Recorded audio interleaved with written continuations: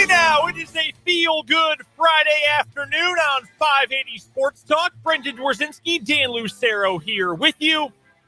2.5 hours until the start of our weekend. We're off a little bit early today, again, due to Royals baseball against the Guardians. We are excited to bring you these next 2.5 hours. Plenty to get to on the show today.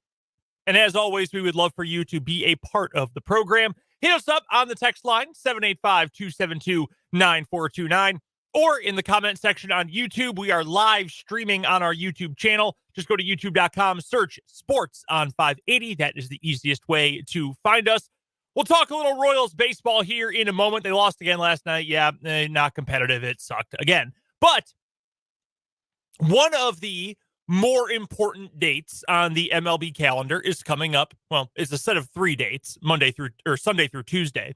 But the first round of the Major League Baseball amateur draft comes up on Sunday. It'll be on ESPN. The Royals haven't been mediocre drafting in the first round in the last decade. They have not simply been bad. I would argue they have not been terrible.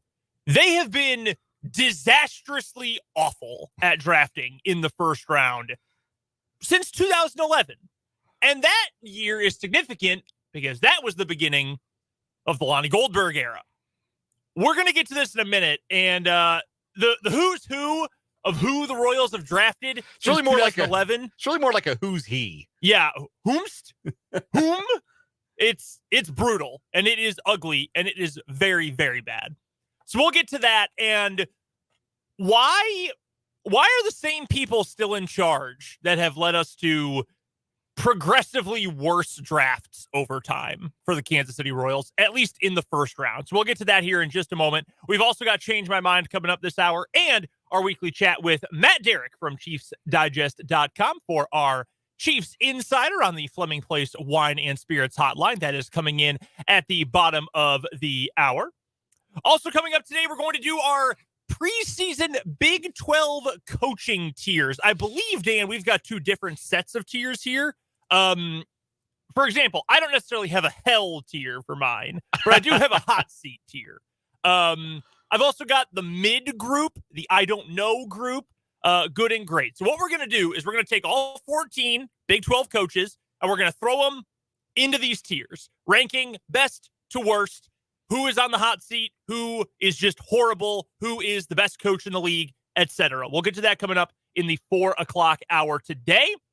We'll also get to some Chiefs news and notes. Haven't talked about the Chiefs for the majority of the week. Not a whole lot going on as we are still a few weeks away from the start of training camp. But Jeremy Fowler of ESPN says the Chiefs are still keeping tabs on DeAndre Hopkins. How about that? So we'll touch on that.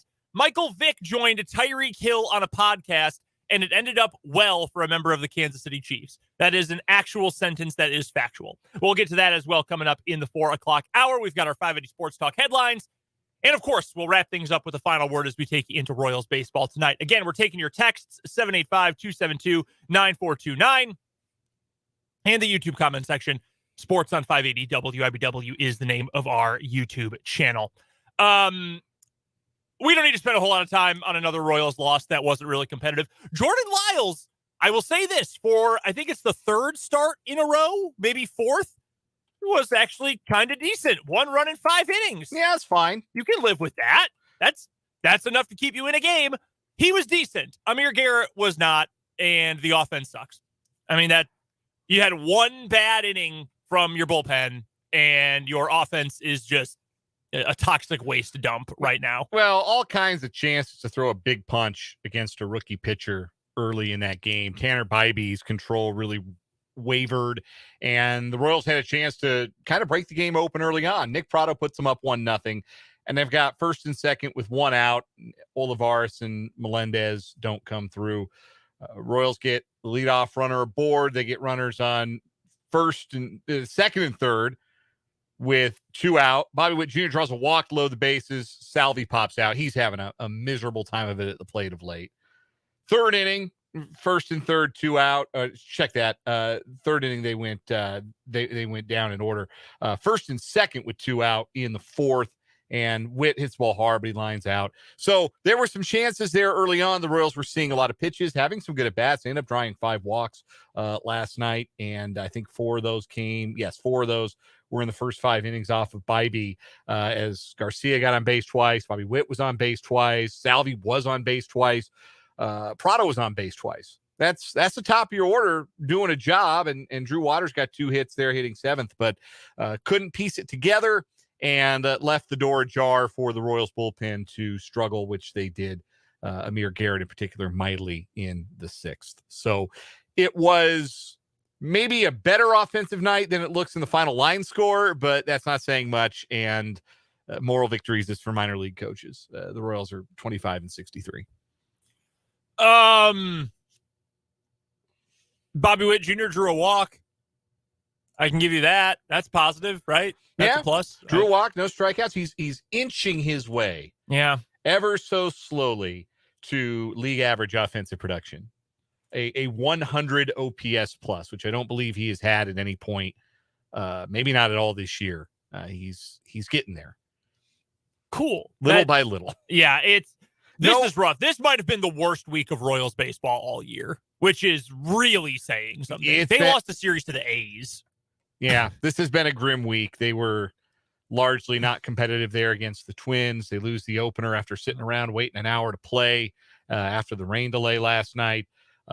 They've got to do something in Cleveland to try and salvage this, but Cleveland's a better ball club, even with their offense, which has been hard to watch at times and kind of devoid of power for a good chunk of the season. Royals gave up 3 home runs to this Cleveland team last night. Lyles gave up a home run because, of course, he did. And then Garrett gave up the back-to-back shots to Ramirez and Naylor. That helped to start breaking the game open there in the 6th. I'm interested in Royals Guardians under 8.5 tonight, by the way. What's our pitching matchup? What are we looking at? Daniel Lynch versus Aaron Savali. Neither has faced the opposing team this year. It's a bet on the offenses much more so, I think, than it is on the pitchers. I'm expecting Lynch to not be awful against a sluggish offense. And look at what the Royals have done. They have 8 runs in the last 4 games total. So betting on baseball, sometimes bad things happen, but I'm going to lean with the trends in this one. Bobby Witt is, in recent memory, by a long shot, the best first-round pick the Kansas City Royals have had. And this series this weekend will take us into the first round of the MLB draft, which is on Sunday, and then the second and third days will be on Monday and Tuesday next week. I got to give Major League Baseball credit that they have turned the draft into an event, and that's happened gradually. I think I remember the first one being on MLB Network that I can remember sitting down to watch on television. I want to say that was 2007, maybe. Maybe the 2007 draft. It was kind of in that range. I remember Mike Trout being drafted, seeing that on TV. But it wasn't really a big deal. It was just for real baseball sickos. And then Major League Baseball did 2 things. They started putting the first 2 rounds on ESPN, and they moved it to the All-Star weekend. So they're doing a lot more around the All-Star weekend to make it more of a celebration of baseball. You have the Futures game, obviously. There's the HBCU Showcase, which I believe is going on tonight and through the weekend at T-Mobile Park there in Seattle. And you've got the draft along with it. And one other thing that I think benefits this year's draft as far as attention and interest is that the guys who are going to go top 3 in this draft all played in the championship series of the College World Series. That's a big deal. The 2 stars from LSU, the outfielder Dylan Cruz, pitcher Paul Skeens, and Florida outfielder Wyatt Langford. Those are going to be the first 3 picks in the draft. Now, what order is anyone's guess. There are now rumors that Dylan Cruz, the LSU outfielder who had been a lock for number 1 most of this process, wants a huge signing bonus, and that might scare off the Pirates with the number 1 overall pick. They may look to go in a different direction. If I'm not mistaken, I think Wyatt Langford is now the betting favorite to go number 1 overall. That is correct. And I know that because I got a PR email about that not even an hour ago. So yes, I can tell you that. Langford is now the Vegas favorite to go number 1. He was number 1 in Keith Law's final mock draft on The Athletic. Paul Skeens is the stud pitcher, the dude throwing 100 miles an hour for LSU. he's going to go top 3. Cruz is going to go top 3. Langford's going to go top 3. So you had a chance to see those guys in the College World Series and might have a little interest in what order they go in on Sunday. So that's good for the draft. It's good for eyeballs on the draft. It's good for really all levels of baseball, from amateur to professional, to have that kind of buzz going into the draft, go beyond like the real sickos and prospect hounds. And generally, the draft, whether it's NFL, NBA, NHL, now MLB, which is gaining popularity, it's a symbol of hope for everyone. It's a symbol of, like, hey, this is the future. This is our next star, or the guy who could be our next star, or key piece, or trade bait, whatever it might end up being. It gives you that amount of hope, especially if it's like a really good college player, because then, hey, they might be able to come up a little bit quicker. It might not be 4 years till we see this dude. It might be 1 year, it might be 2 years. There's a reason to feel an amount of hope. That is, if you're anyone but the Kansas City Royals in recent memory. And I don't mean to be too negative, but I'm going to read you some names from the last decade plus of Royals first round drafting. And I would like to make it clear, just because you don't pick well in the first round doesn't mean you can't still find good young players. There are, how many rounds are there now? 20 rounds? 20 rounds now, yeah. We were 50 for a long time, and they cut it to 40, and then they've been looking for excuses to shorten it. They shortened it to 5 in the COVID year, and now it's back up to 20. So you've got 20 rounds, a lot of time when you can find talented players, international prospects, lots of ways you can find players. But your first round pick or picks are your best chance to find the blue chip talent. And unfortunately, the Royals, we know full well their problems with developing talent, but they also have had a struggle just finding the right talent just in the last couple of years. Okay. Since 2020, their last 4 first round picks, most recently Gavin Cross last year. Gavin Cross started the year a top 100-ish prospect. Yeah, he had a really promising pro debut at low A last year. Not so much at high A. Not going so well. If you go and look for any mid-season top 100 prospects and you do a control F on Gavin Cross, you're not going to find him. He's hitting 206 with a 690 OPS at high A entering today's action. That is alarming, and it would be less alarming if Gavin Cross were, say, a high schooler who were young for the level. Nah, he's a college kid. Yep. Like you're supposed to be tearing up high A, and he's not. And that's less than ideal for the number 9 overall pick in the draft. I remember when he was taken last year, and it felt weird. Like the pick felt off. It ends up being Dayton Moore's final first round pick. And I remember thinking that I didn't love the pick, but then he had such a good start to his minor league career. I thought, you know what? Fine, great. I'm happy to be wrong. I don't know about being wrong at this point. The year before, 2021, Frank Mazzucato, the high school arm from Connecticut, recently promoted, bumped up the minor league ranks, striking out a lot of guys. 13, good velocity. Yeah, 13 strikeouts per 9. Still very young, so there is time for Frank Mazzucato to develop. He is walking 6 guys per 9, and you don't love that. Yeah, is that bad? It is bad, but when compared to 2020's first round pick, it makes him look like Greg Maddux. Let's get to our 2 picks for the Royals from 2020. The second of them, pick 32 overall, Nick Lofton, who's now at AAA finally. And I think we're either going to see him in the major leagues at some point with the Royals, or he's going to be used as a trade piece for the Royals to maybe acquire something more useful, because he does feel like an infielder. He does feel like he could probably handle shortstop, and the bat is probably, shortstop caliber, but the Royals are pretty set there. Yeah. Pretty set on the left side of their infield for the foreseeable future. So what does Nick Lofton's future look like? Does he become the new Nicky Lopez, or is he trade bait? I don't know. But Nick Lofton right now looks like he's going to be a big leaguer. And the 4th overall pick from the year 2020, what felt at the time like a can't-miss selection and an obvious selection for the Royals, Asa Lacy. A lot of hype for him. A lot of it. And this is not all his fault, because he has had to deal with injury problems. I don't remember if there was maybe a yips-like issue at some point, too, when he left Texas A&M. Well, I don't know what you'd call 13 walks per 9 if you wouldn't call it the yips. He has no idea where the throw. He either cannot throw the ball in the strike zone, or simply he just has no idea where the ball is going. He has not even been a playable minor leaguer. He hasn't pitched in the minor leagues in 2023, has not pitched professionally this year, and feels like a long way from ever seeing a big league mound, which not ideal for your number 4 overall pick. Christopher, even before we mentioned the name Asa Lacy sent to us on YouTube, Asa Lacy wishes he was performing as well as Gavin Cross. I'm sure he wishes he were performing. In the last 3 years, the Royals have had 4 first-round picks.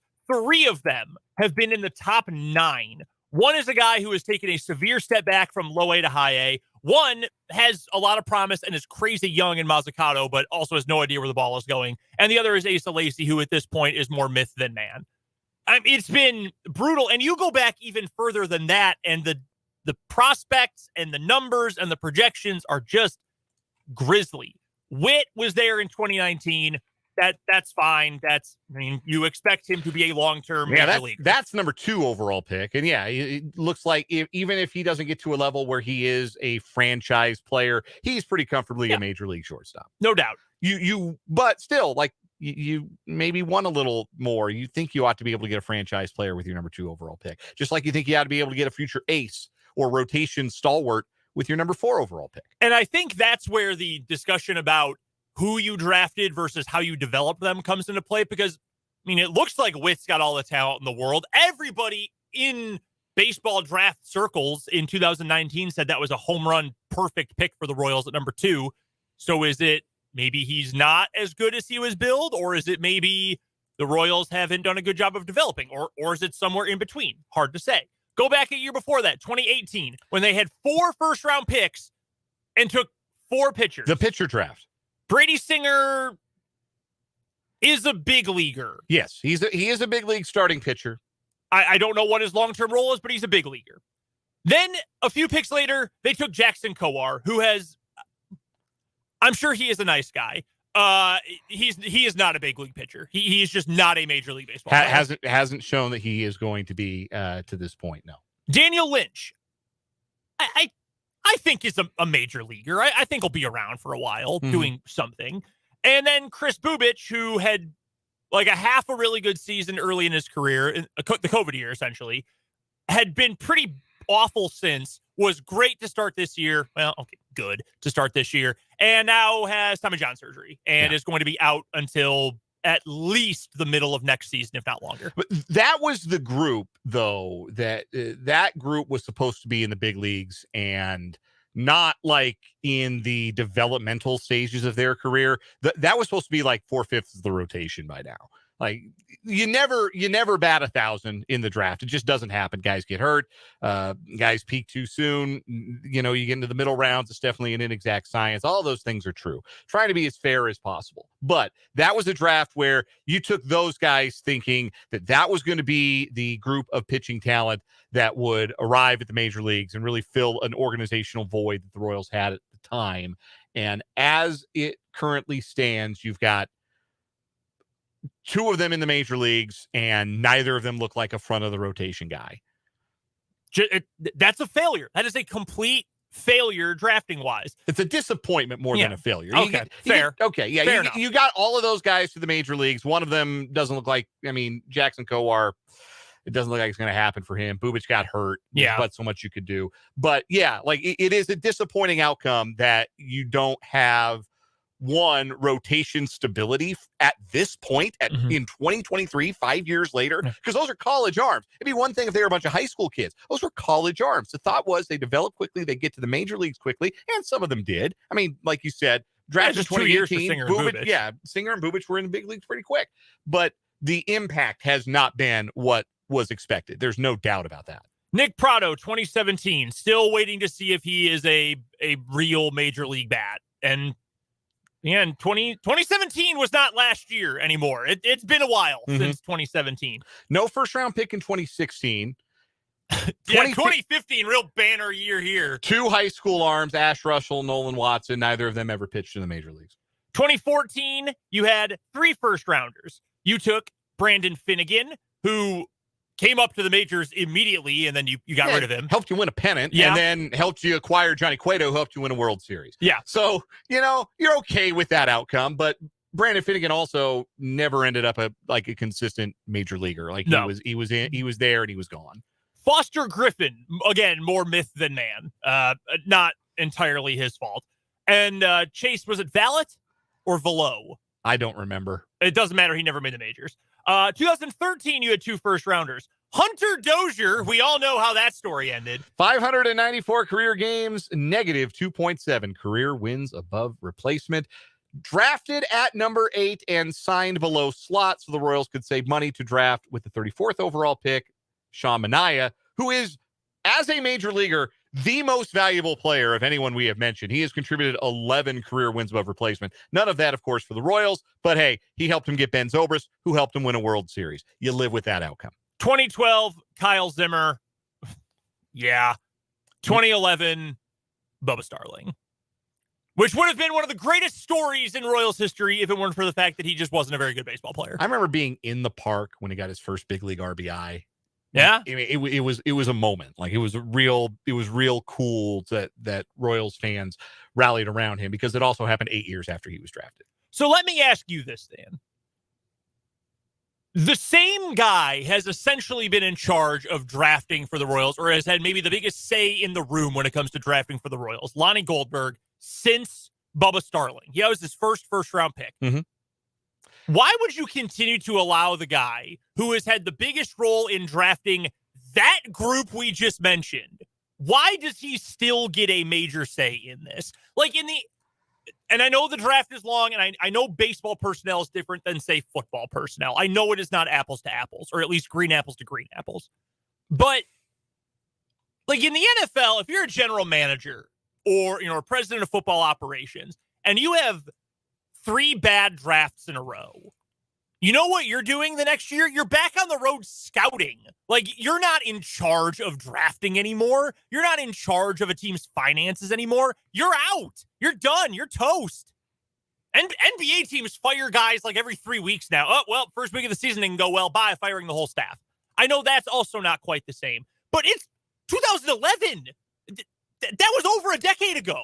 12 years ago. How do you still let this same group, or same guy at the very least, be in full charge of drafting when it has failed so badly? And I'm not necessarily calling for his job, but I would love an explanation why you continue to stick with the same thing when that same thing, it's proven, is not working.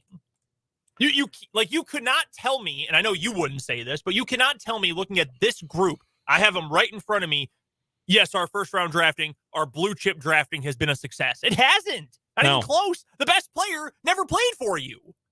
Yeah, it's been a really bad decade plus, really disappointing decade plus. Because again, I want to be as fair as I can here to Lonnie Goldberg and the scouting apparatus of the Kansas City Royals. There aren't a whole lot of picks on their board, on their first round board, that anyone would have considered to be a real reach. Like, I don't remember anybody saying, oh my gosh, they took this guy 30, 40 picks before anybody else would have taken him. If there was one that was considered two that were considered a reach, it was because the plan was to use the money you save by drafting a player that you can sign under slot to try and bolster your draft class later in rounds. One time that turned out to be Hunter Dozier. The other time that was Mazzucato 2 years ago.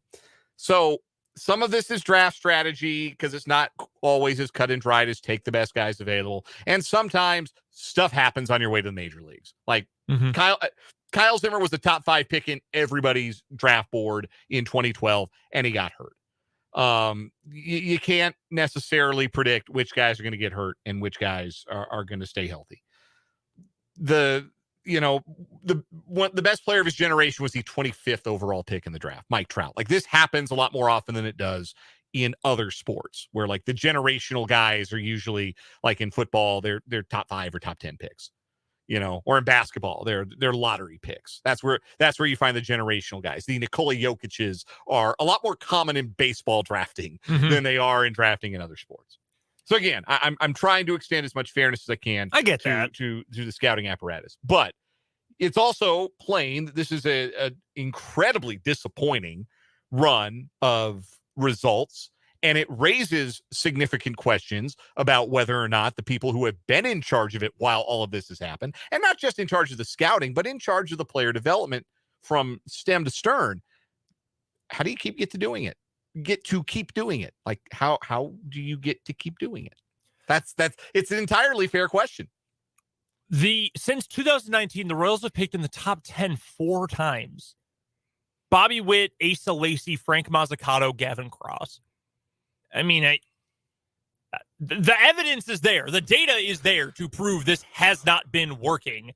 Maybe things will change. I don't necessarily expect it because we've got over a decade's worth of trends to follow, but maybe the Royals get lucky. Someone falls. They're willing to spend over slot. I don't know. We'll find out Sunday. A lot of the mock drafts have them connected to Virginia catcher Kyle Teal. So that will be a name to remember if you are curious about watching the draft. Keep an eye on him at number 8 to Kansas City. We'll give you a little bit of a look ahead to the rest of the Royals Guardians series coming up later on this afternoon as 580 Sports Talk continues. Right now, we have to get to our first break of the show. We'll play this week's round of Change My Mind after this on 580 Sports Talk. My brother-in-law died.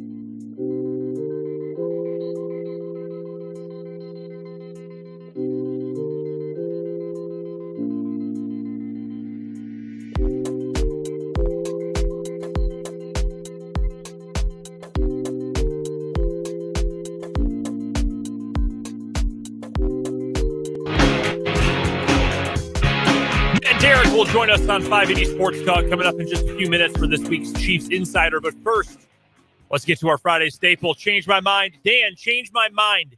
The college football national champion this year will not, I don't know if this is too flimsy of a question, will not be Georgia or Alabama.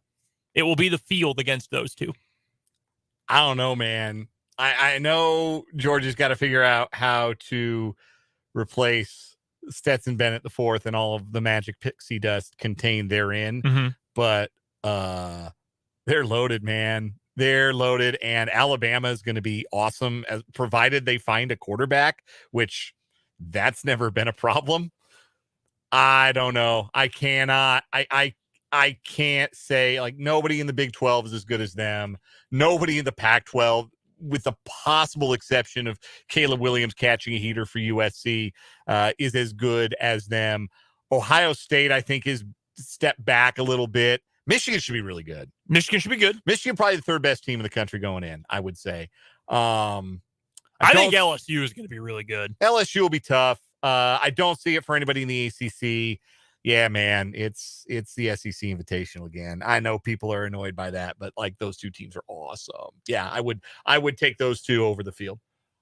I would be very worried if I was Alabama at the quarterback spot. They obviously have a lot of talent. Their receivers should be better this year than they've been. They were last year at the very least. Their defense is always going to be loaded. They've got a good offensive line.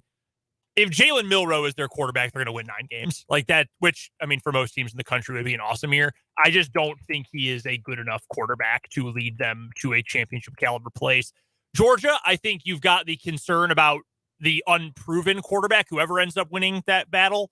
It does seem like, and I can't pull his name at the moment, but I do think they've pretty much decided on who the starter is going to be. But if nothing else, Bennett was around for a long time. He knew, you knew what you were getting with Stetson Bennett. I don't think you have quite the same thing now at Georgia. And they've recruited really well. They've got a ton of dudes. They've also lost a bunch of dudes to the NFL the last 2 years. So hard to say for them. I think Michigan's going to have a really good chance. I really do think LSU is going to be tough coming out of the SEC West. So I would go with the field over those two. The New York Mets and San Diego Padres, two of baseball's biggest disappointments, open up a 3-game series in San Diego tonight. Changed my mind. Neither of those teams, the Mets or the Padres, all $775 million worth of payroll for both of them combined. Neither of those teams is making the playoffs.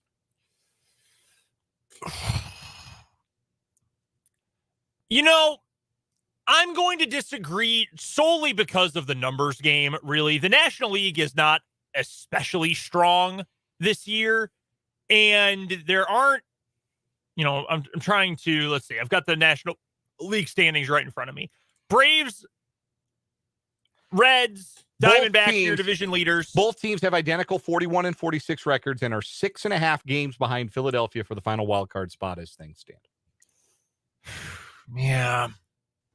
Marlins are going to get in. Dodgers are going to get in. So it essentially is going to come down to the Phillies, the Mets, Padres, Giants, Brewers. Cubs aren't going to make it. You know what? I take that back. I'm going to say they don't have it. I mean, the Mets are so dysfunctional. They've won 5 in a row. They are. Don't let them get hot. They feel too dysfunctional. Scherzer hasn't been especially sharp. They're old, and I'm just not sure how much help there's going to be at the trade deadline for a lot of teams. Yeah. I just don't know that there's going to be a ton of help out there. So, I don't think either of those teams. The Padres, wretched vibes. Everybody hates Fernando Tatis Jr. Which is too bad for them because he's slugging it. Yeah, he's a great player that nobody likes having around, which is deeply funny. Get ready to learn Korean, buddy. And that's not true. He's got like $13 million gazillion dollar, 13-year gazillion dollar contract. He's gonna be a Padre forever. And the Mets, they're just old. Yeah, they're an old team. I don't think they have enough juice. So I don't think either of those teams is making the playoffs, which is very funny to me. A team that is absolutely going to make the playoffs, the Kansas City Chiefs. Different sport, but same gist. Matt Derrick is going to join us to talk about them coming up after this on 580 Sports Talk.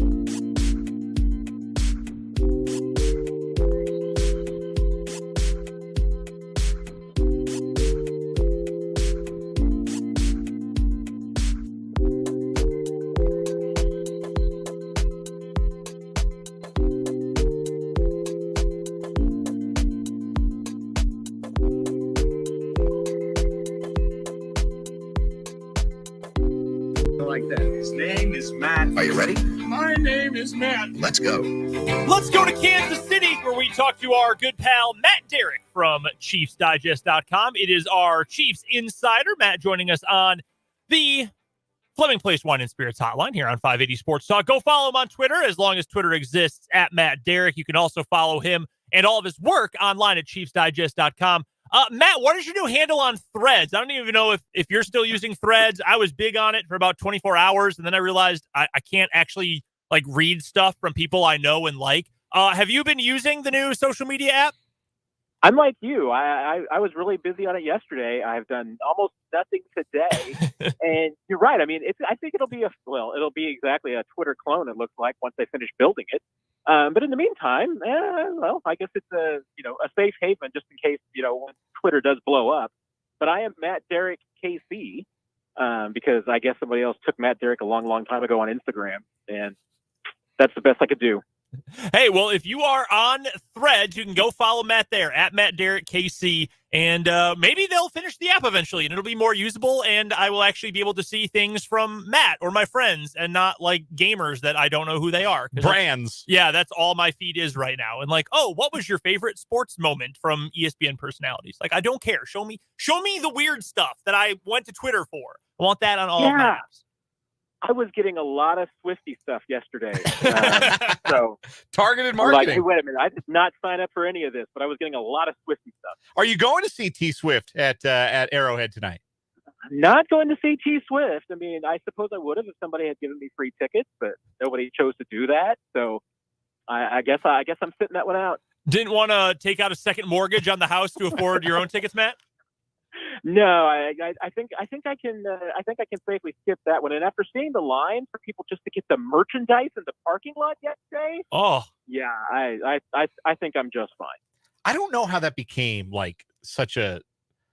I don't know what the word is, a cultish following for Taylor Swift. Yeah, I've always known she was popular, but I didn't know it's become something else entirely. It feels like in the last couple of years, it's like seeing the Pope. That's the kind of line that you get for these. I didn't even know there were already lines for merchandise yesterday, Matt. Oh, it was crazy. I was, getting pictures from people who were like, "How long is this line going to take?" They had cars backed up in the parking lot, just like it was for a Chiefs game day. I figured, Andy Reid would be out there looking for cheeseburgers and trying to get something from the tailgaters. What do you think Andy Reid's favorite Taylor Swift song would be? That is an excellent question, because I'm pretty sure he would just try and guess at something like, "Oh, I do like that one song that she sings that about being in love or something."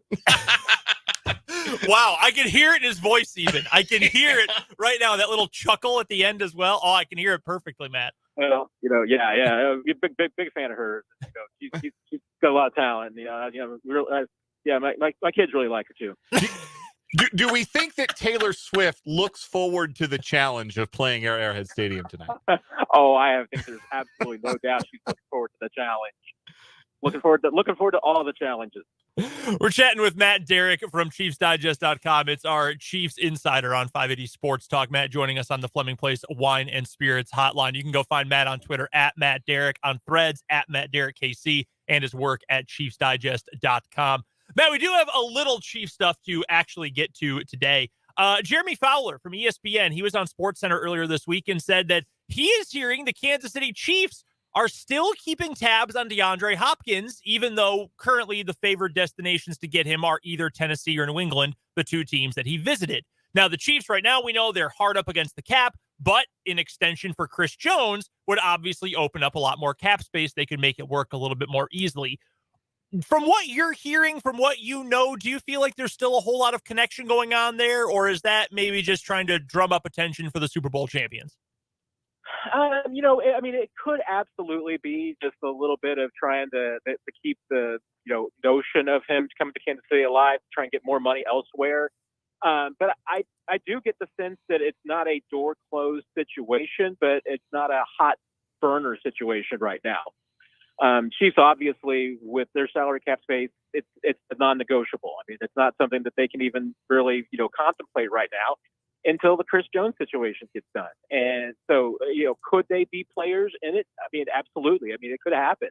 And I will assume that the longer that DeAndre Hopkins sits out there, I mean, he's obviously waiting for the right situation. And I wouldn't blame him if he wanted to sit back and wait to see what happens with Kansas City either. I don't think it's urgent. And I think we talked about this last week. I mean, this time of year for the next really 11 to 14 days or so, there's no urgency. So you might as well just sit back and see what happens. Like I said, I think that the Chiefs could get interested if the Chris Jones contract gets done, but they're not going to force anything to just try and shoehorn in DeAndre Hopkins. And if it becomes a possibility, they'll consider it then. Our guest is Matt Derrick of ChiefsDigest.com. He is our Chiefs insider, joining us on the Fleming Place Wine and Spirits hotline. Does so every Friday at this time here on 580 Sports Talk. You can check out Matt on Twitter at Matt Derrick, and again, read his work at ChiefsDigest.com. We all know, Matt, that last year was a year where it looked on paper like the AFC West could be the best division in football. And obviously that ended up not being the case. While the Chargers did indeed make the playoffs, the Raiders and Broncos had well-publicized falls on their faces last season. The division really hasn't been all that competitive. I know that there was the tie atop the division that the Chiefs won the tiebreaker against the Chargers in 2018, Mahomes' first year as the starting quarterback, but it hasn't been a super competitive division otherwise in the Mahomes era.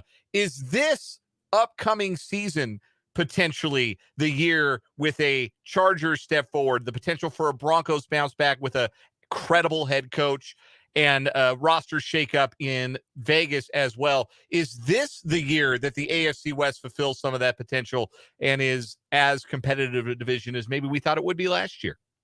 I mean, you're right. It feels like we talk about that every single year, and it just still hasn't quite come to fruition. And I don't know if this is the year for sure. I mean, the Chargers every single year should be in it. I mean, the way they're constituted right now, that's going to be more difficult. I mean, they have kind of gone a little bit all in with what their current roster is. And that's a little confusing and concerning to me because I just don't know if they have all the pieces, coaching staff and player-wise and roster-wise. But they're kind of doubling down on what they have, and that window is going to close here pretty soon. And Denver, I think, is going to be better. I mean, I saw signs last year with Russell Wilson that I think that he can at least be a facsimile of his older self. I don't think he's the shell that we saw last year. I think there were definitely some moments where you can see that the real Russell Wilson is still in there. And, I mean, he's got a coach now that can get it out of him. I mean, if Sean Payton can't get it out of you, nobody can. And I think they're going to run something that should really, settle in with Russell. And he's got some weapons around him. Give them a year to rebuild that offensive line and give Peyton a chance to put his system in. And I think that Denver will be a problem, but I just don't know if 23 is going to be the year for it. I mean, I think it's probably another 2 years. And the Raiders, I still think that's just a lost cause. I mean, I think they've got a lot of work that one off season is not going to do it all. And I think they need to make some more changes there. But Chargers, I mean, we say it every year, they should be competitive, and they've got the quarterback and the talent around them to do it. So let's see if that happens. But I'm just not sold as the Broncos and the Raiders are quite there yet. To build on that, Matt, and this is a slightly different topic, and it doesn't necessarily just pertain to the AFC West, but I think it is in a similar vein. We have heard for years now about teams who are the best equipped to slow down the Chiefs or to stop the Chiefs, or they're trying to build themselves in a mirror image of the Chiefs to be able to compete with them. And we've seen that in the division for several years now, with the Chargers trying to go all small and fast on the back end of their defense to try to keep up with the Chiefs' speedy receivers. We saw the Raiders a few years ago go all in to try to add a bunch of pass catchers to try to become a more high-flying offense. Well, now the Chiefs have morphed seamlessly from let's chuck it deep all the time and bleep it Tyreek down there somewhere to a team that has, and I don't mean this dismissively, but a no-name wide receiver core, an elite tight end, and now they don't need to throw the deep ball anymore. Patrick Mahomes will pick you apart instead, as opposed to just launching it over your head for the big scores. What team around the NFL, if you can pinpoint one, do you feel like has the best structure in place right now, the best personnel in place right now to quote-unquote best defend this current Chiefs offense? I mean, I think and defending is maybe the word that I quibble with a little bit, because I don't know as much as especially the AFC West has tried, of figuring out how to build the defense, slow down the Chiefs. the problem is I don't think you can. I mean, like you've pointed out, they have built an offense now to the point, and Mahomes has matured to the point where he can do it all. I mean, they can go up and sit down the field fast if they need to. They can plod down the field if you're going to force them to do that. They can move methodically. I mean, they can play ball control. They can play up tempo. I mean, they can do it all. To me, it's a little bit about you've got to be able to keep up with them offensively, and that's why to me you look at the Bengals as the model, because they've done it. I mean, they're the one team that can at least point to the record and say, hey, we've stopped this team a couple of times. And that's because they play really good defense and they have a really good quarterback and a really good offense. I think that's exactly what you have to have. So, I think Buffalo fits in that category. Good defense, good quarterback, good weapons. I think that's what you have to have. And, maybe we'll find out. I mean, I'll be interested to see with Dallas. I think that's the kind of team that on the NFC, could keep up with the Chiefs. I think that would be fun. Obviously, the Eagles can do it. I mean, there's a handful of teams out there, but I don't know if there's anybody popping up on the radar just all of a sudden it can be hey, this is a Chiefs, beater. I think you have to have the quarterback, you've got to have weapons, and you have to play defense. And if you don't do all those things, you're not going to beat the Chiefs.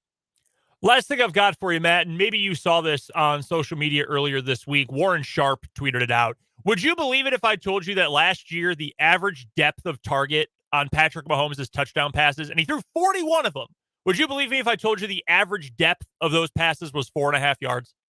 That was pretty remarkable. I would have guessed shorter, or much longer. But yeah, I mean, you think about how many with the pop passes that have been so successful and everything, screen passes. He had quite a few of those. Heck, when Jerick McKinnon gets 9 touchdowns, those aren't deep throws downfield. Mm-hmm. So that doesn't surprise me, but you would think it would be a whole lot longer than that, wouldn't you? It absolutely would. I know I certainly did. Matt Derrick covers the Kansas City Chiefs better than anybody, and he does so at ChiefsDigest.com. That's where you can find all of his fantastic work. You can also find him on Twitter at Matt Derrick. If you're trying out Threads, you can find him there at Matt Derrick KC, and he joins us at this time every single week for our Chiefs Insider on the Fleming Place Wine and Spirits Hotline. Matt, we appreciate the time. Thank you so much. Enjoy listening to T Swift tonight at home if you're not going to the concert. I certainly won't be able to do it at the parking lot since they're going to kick everybody out so they don't get 3 Taylor Swift. But we'll try our best. Matt, we appreciate it, man. Thanks so much. Hey, take care, guys. That is Matt Derrick from ChiefsDigest.com. Absolute blast every time I get Matt on the horn. And that does it for the first hour today of 580 Sports Talk. We're done a little bit early today because of a 5:30 pregame for Royals baseball. So come on back for the 4 o'clock hour. We're going to put all the Big 12 football coaches in tears. We've got What Is Wrong With You and some more Chiefs talk coming up on 580 Sports Talk. John Farley, co-founder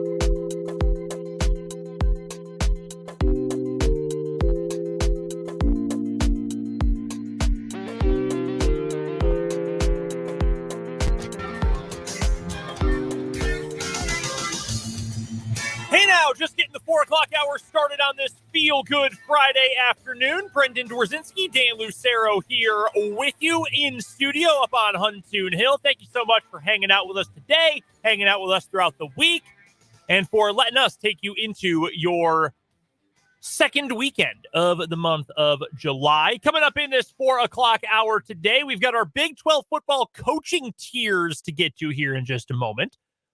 We'll get to our weekly championship in What Is Wrong With You, and some Chiefs chatter from around the football world. NFL news really slowing down to a grind over the last week or so, but as we talked about with Matt Verderam, I think it was earlier this week, or it might have been last week, this is the time of year when agents and teams are the most scared of news breaking because it usually isn't good news at this time of year between minicamp, between training camp. So for the sake of the Shield, maybe it's good there's not a whole lot of NFL news going on right now. But some Chiefs news and notes to get to. We'll touch on that later on this hour. Plus, we'll get to your texts. The text line number, as always, 785-272-9429. And our YouTube channel is called Sports on 580 WIBW. Go check us out. Make sure you subscribe. We're getting closer to 300. Appreciate all you guys who have subscribed to the YouTube. Go subscribe to us. Check out the live stream. You can hop into the YouTube comments section and hang out with us and have a little fun throughout the rest of the show today. We're done at 5:30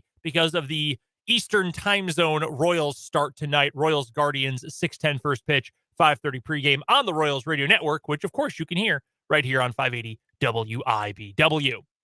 This will be, this upcoming season, the first year of, or in, I guess the only year, of a 14-team Big 12. So as we continue our first preparation week for the season, we had all Big 12 honors on Wednesday. We had the Big 12 media poll yesterday. Next week, we'll have Big 12 football media days down in Arlington at Jerry World. Dan and Jake will be there for that. We've got our Big 12 coaches tier list for today. So what that means, if you are new to the concept of a tier list, essentially, we've got all 14 head coaches, and we're going to break them down. Dan and I have slight differences in what our tiers are, but it's ranked from top to bottom, essentially. You could do it as just great, above average, average, below average, terrible. You could do it like steak if you wanted. You could have the rare, medium, well, and then well done at the end. You could rank them in any number of ways. It essentially just has to be ranked from best to worst. That's essentially how this is going to work.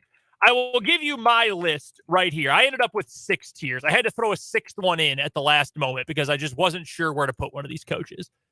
My tiers are great, good, Gundy, I don't know, meh, mid, and the hot seat. You can probably guess which coach I did not know where to place. You got, that's a lot of tiers, man. I know. Well, I didn't know where to put them. I had to, there's 2 of these that only have 1 coach in them. So I stretched it out a little bit, but that's what mine look like. Let's just run through my list first. We'll just do each of ours back to back. Okay. So I went with great as my very top of the list. I think 1 is obvious, and I think 1 was, I think really you could argue both were earned this past year. The sample size is just smaller for one of them. In the great tier, it starts with Chris Kleiman. I don't really think there's an argument against it. He cleaned up after not necessarily a messy end to the Snyder era, but it also wasn't the cleanest break in the world when Coach Snyder retired. And there were some recruiting things that needed to be cleaned up. And Chris Kleiman has taken a program that was in a good spot, but was not quite in its glory days, to 3 bowl games, 3 8-win seasons, and a 10-win season with a conference championship and Sugar Bowl berth in 4 years. And now they're recruiting at a level that, I mean, it's a legitimately nationally relevant level in recruiting battles with guys who are picking between K-State and Alabama. I mean, they are at the peak right now. They're coming off a conference championship. I think Kleiman absolutely deserves to be in that very, very top level. And I put Sonny Dykes there too. And I know that the sample size is small. The Big 12 is not a conference that gets college football playoff teams every year. And history has shown us that.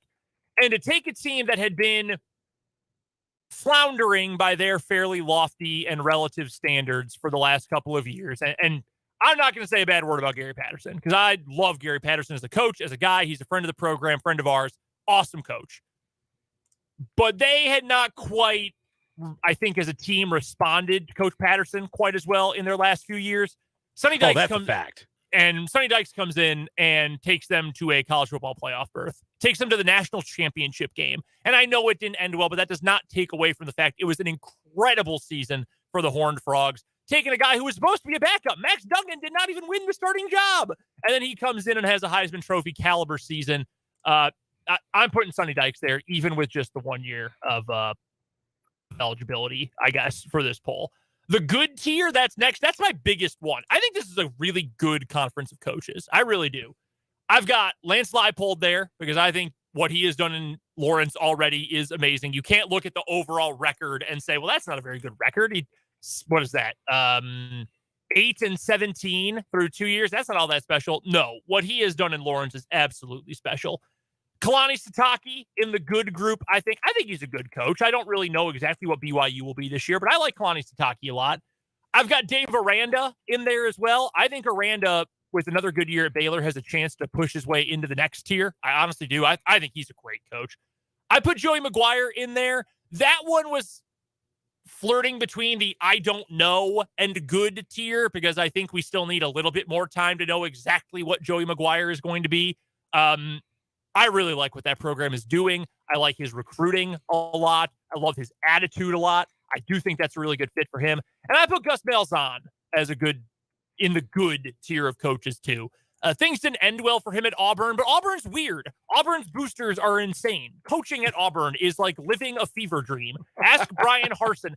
Ask Gene Chizik, who had a losing record for a bad Iowa State program, got hired at Auburn somehow, and then had Cam Newton fall into his lap and won a national championship. Auburn is weird. I think UCF is a great spot for him. I think he can still get a decent caliber of recruit. He's going to be able to win there plenty. Going into this year, I think that's certainly a bowl team in their first year in the league. I'm a Gus fan. I'm on the Gus bus. I definitely am. I put Gundy in his own tier instead of I don't know because I'm not a Gundy fan. I really never have been. And I do think that to a degree, the game has passed him by. Like, I think his offense is way too outdated to be a legit contender. But I said it yesterday, or maybe it was the day before. He's like the Mike Tomlin of college coaches. Even when you think, damn, this team does not look good. This roster is looking bummy. He's on the hot seat. We thought he was on the hot seat a couple years ago, and they won 12 games, I think it was. I mean, they cruised through the year. That was 2 seasons ago. He's had one losing season at Oklahoma State, and it was his first year after taking over for Les Miles. I don't know. It's kind of it's the data versus my heart or my head or my opinion, whatever you want to phrase it as, that I don't like Mike Gundy, but he just keeps winning, so you can't put him anything lower than at least a competitive tier here. The I don't know group, I think there's 2 obvious ones here. I put Sark there. I don't know. I don't know that Sark is a good coach. We know he had success at Washington. USC, he flamed out, but that was because he had some major substance abuse problems that were hampering his personal and coaching lives. Had the rejuvenation period at Nick Saban's home for head coaches who can't coach very good. And now at Texas, he's got the talent. He's got a good offensive mind. I don't know that they're actually all that great. Brent Venables is the same way. Great defensive mind. Their defense stunk last year. Offensively, I don't know. As sure as hell ain't Lincoln Riley running the ship there anymore. So I don't quite know what Venables is going to be going forward. And I put Matt Campbell here too. Matt Campbell has won a lot of games at a program where they historically have not won a ton of games. But he also won or had his best season at Iowa State, his 9-win year, in the fakest year in all of sports history, the COVID year. With the most talented roster that Iowa State has ever had 2 years ago, they were wildly disappointing. And by the way, Brock Purdy is apparently a legit NFL quarterback now. Never would have thought that when he was at Iowa State. Last year was a mess. They were bad last year. And honestly, and I know this because I watched every Iowa State game, they were unwatchable last year. So I don't know. I do not know what to make of him. Is he just a decent coach who got lucky? Is he a really good coach who's been dealt a bad hand? Did he recruit poorly and that's why he had the bad hand? I'm just not sure where I put Matt Campbell right now. Scott Satterfield's in my mid category because I don't really think he's he went to 3 bowl games in 4 years with Louisville, but everyone hated him. Every player, every fan, no one at Louisville liked Scott Satterfield. So I have no idea if he's like, if it was just a bad fit or what, but it feels like they chewed him up, spit him out, and Cincinnati was way too eager to hire him. And then I've got my final tier, the hot seat category, Neil Brown and Dana Holgerson. I would be surprised if Neil Brown makes it all the way through 12 games this season. I've said that before. That roster is terrible. They've been bad. He has absolutely no juice to him at all. And I just don't think Holgo is in it anymore. I think Dana Holgerson could really use a year off. Like, I think if he was done after this year and came back in like 2025 or 2026 with some G5 program, he could make some noise. But I think he's burned out, and I think his attitude has shown that the last couple of years. Yeah, he looks like the even the Red Bulls aren't giving him enough juice these days, right? It's because I think obviously he was successful in the conference, had some success at West Virginia. You'd think he might be able to come in and instantly help Houston be good, but talent-wise, they're going to be operating at a deficit early on. And does he have enough in the tank in the recruiting area to get Houston to a competitive level, or is that going to be the next guy? I think that's an entirely fair question. Yeah, I think so too.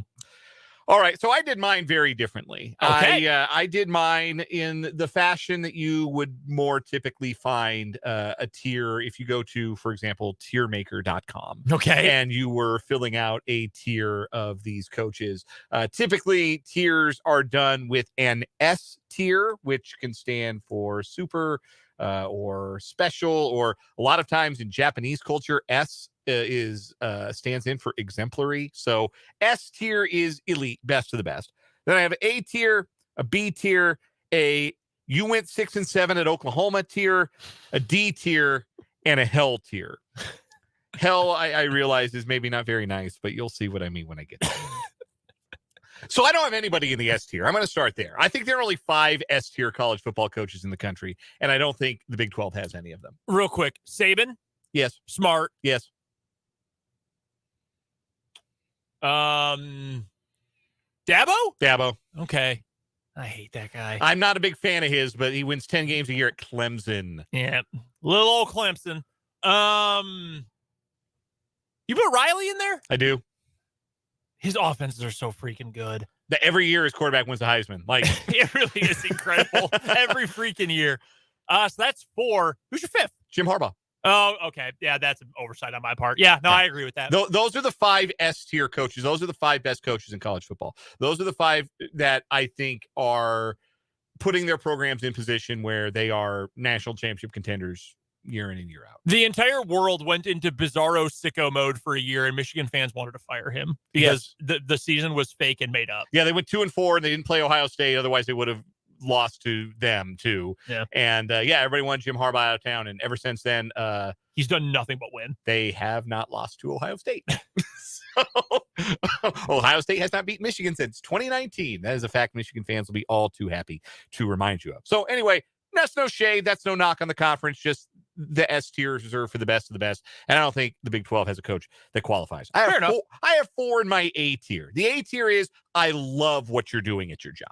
Basically right now. Okay. I love what you're doing. I see that. You've got the vibes are good. You've got things moving in the right direction. I have 4 coaches in the A tier, including both coaches in the Sunflower State. Chris Kleiman and Lance Leipold in my A tier. Sonny Dykes and Joey McGuire are also in my A tier. McGuire, okay. I think with that rationale, I'm right there with you on Leipold. I mean, I think Dykes and Kleiman are no doubters there. But with that rationale, I think, how do you argue against what Lance Leipold has done in the last year? They won 6 games, which, again, Kansas had not done for over a decade. And they're in the process of putting together one of the best recruiting classes in the conference. Like, that is a program that's moving in the right direction. That is a program that is full steam ahead in the right direction. You can say that certainly about Kansas State as well, coming off of a Big 12 championship. Mm-hmm. You could say that about TCU, coming off a college football playoff appearance, a national championship game appearance at TCU. I mean, not long ago, they were the newcomers in this league, and they played for a national championship. It didn't go great. We don't have to talk about how it went, but they did it. They were there. And certainly, I think Joey McGuire qualifies as well. That's a program moving in the right direction. If you exclude Oklahoma and Texas right now for the recruiting class of 2024, the school in the Big 12 with the best current commitment recruiting class is Texas Tech. Wow. They're building something there. And I got a lot of time for Joey McGuire. So that's my A tier. That's the I love what you've done with the place tier. Yeah, I've got no argument with that. My B tier is the I like what you've done with the place tier. Just I can't I think I have some questions, but by and large, I think these guys are pretty good coaches. I expect their teams to be mostly competitive year in, year out. This is my biggest tier.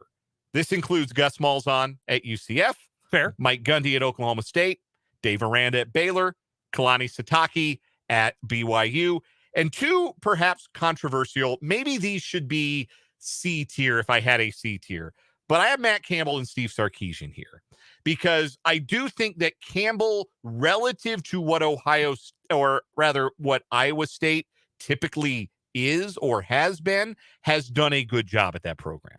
That's a program with an identity, and that's a program that's had some recent success. Even though 2020 was fake, they did get to a Fiesta Bowl that year, and that's not something you ever expect Iowa State to do. They're sending out more NFL players than they have before. I think there are some positive things there, but it does feel like, man, there should be more than this. Relative to the credit that Matt Campbell gets, relative to his reputation, it still feels like there ought to have been a little bit more there with some of the teams they had the last couple of years. Yeah. And with regards to Sarkisian, I think that he is a good offensive mind, and I think that with the recruiting machinery that he has at his disposal at Texas, they're starting to put together teams with big time talent and future NFL talent. And the question this year is going to be, can they finish in the close games? And maybe they can, but they're in a position where they're the preseason favorites in the Big 12, and nobody seems to be arguing that all that strenuously. And if you put that team together, I think you're a good enough coach to make my B tier. So it's a big tier. I think all these coaches are maybe limited, or maybe have some questions, but I think generally they do a good job where they're at. I would really quickly just like to mention, because I think people do forget this when it comes to Steve Sarkisian, the guy he hired as his assistant head coach and special teams coordinator was dating a woman named Pole Assassin who had a monkey that attacked a child. That did happen. That did, I feel like that's worth bringing up. That absolutely did happen. I had to look up if Jeff Banks was still there. He is assistant head coach. That's amazing. Truly, that is amazing. So who makes the C tier then? So the C tier, there is no C tier. There is the you went 6 and 7 at Oklahoma tier. And that tier, of course, goes to the guy who went 6 and 7 at Oklahoma in his first season, Brent Venables. On the one hand, first year, transitions are hard for everybody. It was not as loaded as most Oklahoma teams tended to be. And this year's Oklahoma team, did you know they only had one player on the all-conference preseason teams? I did notice that. One Oklahoma Sooner. That's insane. That is wild to consider. So the talent level perhaps has not been as high at Oklahoma this year and last year as it typically is. That being said, you should still never go 6 and 7 at Oklahoma. No. And so I have some questions about Brent Venables. With a good year, he moves solidly back into the B tier. No question about that. With a bad year, he drops into the hell tier pretty quick. So this is the swing tier. You went 6 and 7 at Oklahoma with Oklahoma players and Oklahoma resources and Oklahoma support. You went 6 and 7 in your first year as a head coach after years of not being a head coach because of questions about how you would handle being a head coach. Mm-hmm. So got some questions. And I know that they lost a lot to USC or other places when Riley left. I get that. But you're still Oklahoma. Like, there's never going to be, like, 2015 Kansas talent at Oklahoma. You've always got enough that you should be able to finish with a winning record. So I'm with you there. That's why he was an I don't know to me, because I think if you look at all the reasons why someone is a hot head coaching candidate, Venables obviously was at the top of that list for a long time. And I think now, as you iterated just there, you can see why the makings of why it took him so long to be a head coach. Yes. I have two in the D tier, and that's Dana Holgorsen and Scott Satterfield. This is where, like, I don't know what it's going to look like, but I'm not optimistic. I'm not feeling like those programs are heading in the right direction. Cincinnati's hire of Scott Satterfield is utterly perplexing to me. Yeah. I really and truly can't understand how a program went from Luke Fickell to Scott Satterfield. It seems very, very strange to me, and I'm not optimistic for how that's going to turn out for Cincinnati. And as we talked about a little bit with your tier, not optimistic about how things are trending for Dana Holgorsen right now at Houston. So that's my D tier. Neil Brown is in hell because the flames are surrounding him, and they are intense. You know, when he got hired, I really thought that was a smart move. That year of coaching hires, in retrospect, in the Big 12, astoundingly bad. Chris Kleiman was a home run, a grand slam, 450 feet off the bat home run for K-State. Les Miles was a disaster for KU. Helped get the scholarship numbers up. Otherwise, total disaster. Neil Brown has been horrendous. And Matt Wells did not make it 3 years. That was all the same year of, and I thought all of them made sense. Matt Wells was really good at Utah State. Chris Kleiman won all those national championships at NDSU. Neil Brown had plenty of success at Troy. Yeah. And he's been miserable. That team is going to be really bad this year. I saw someone say, I have no idea how West Virginia could possibly finish behind the bad crop of newcomers, because at least they have a Power 5 roster, and these teams are going to be working up toward getting the players for a Power 5 roster. Nah, dude, have you seen West Virginia's schedule? Or I'm not sorry, their roster. Have you seen the players they have? There's not a single notable player on the whole team. It's not good. Like, if you asked the average Big 12 football fan, like, They have a favorite team in the league, and they know at least a little bit about everybody else because they watch their team play everyone else. They couldn't name you anyone on that team. Absolutely not. Maybe they knew Garrett Green because they had to Google, oh my God, who's going to play quarterback for them? That might be the only reason they know anyone on that roster. Nico Marchiol, baby. Remember Yeah. the name, because I kind of did. No, that's a bad situation. I was really surprised he survived last season, and I will be even more surprised if he survives this one. I just don't see that program going in the direction that I would think would make anybody happy there in Morgantown. Yeah, it's bleak. And here's the thing, too. I don't think they are going to owe their recently deposed men's basketball coach a real big check to make him go away. So they can probably stomach a head football coach firing a little bit financially, a little bit easier. Yeah, honestly, that's probably fair. And look, if you're Cincinnati, who just hired Louisville's leftovers and has to pick up the pieces after Luke Fickell left, you're probably really happy West Virginia looks awful, because now you probably won't finish last in the league this year. We've reiterated it a bunch, including in this segment and over the last few weeks, and ever since the hire was made. I don't get the Satterfield hire at all. Like, when you hired Luke Fickell, you were considered one of the better G5 programs, and a program, I mean, they had been in a power conference before that. They had been a major conference team when the Big East was still a football conference.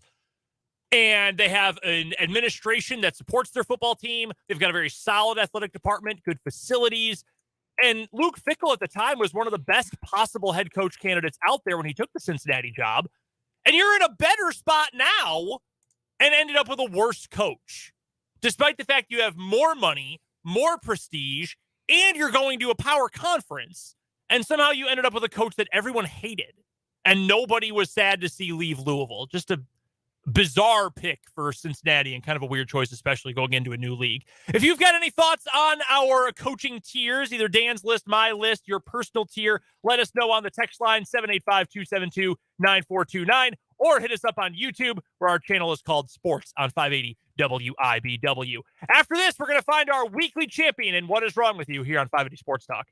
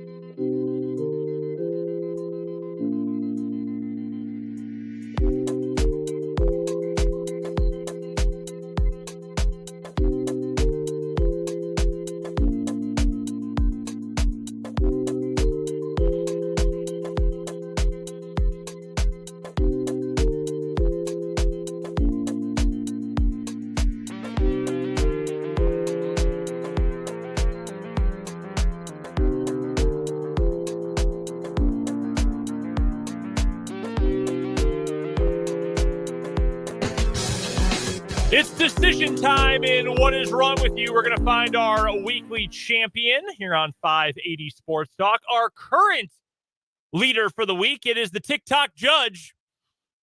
The judge who in his chambers using a fake name while wearing business attire, at least part of the time, was posting explicit TikTok videos. Rapping along to lyrics that are, let's say, unbecoming of a member of the bench. Asking who was going to come to his chambers and kick his ass.